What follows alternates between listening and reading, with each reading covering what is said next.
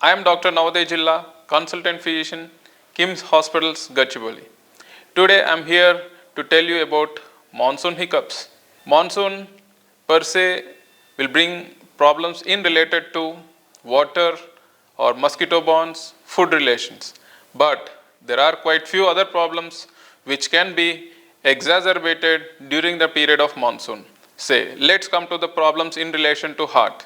So during cold weather or cold temperatures, what does happen?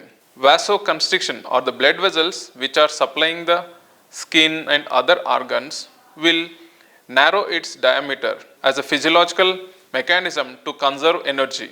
But during the same time, heart has to pump its blood with force into these constricted blood vessels. So it has to strain a lot during this period.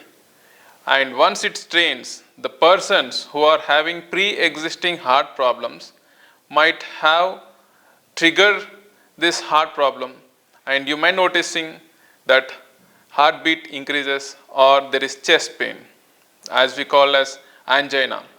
It is better to meet doctor as early as possible, and it cannot be taken on a lighter note because our heart is very important to us.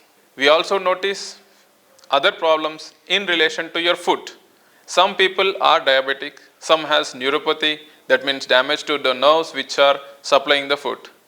And these patients will have less sensation in their foot.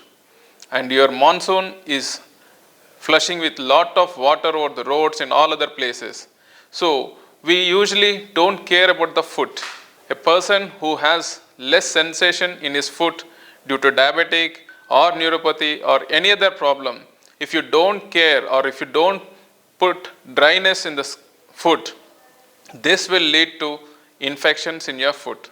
So during this monsoon, take care of your foot and take care of your heart.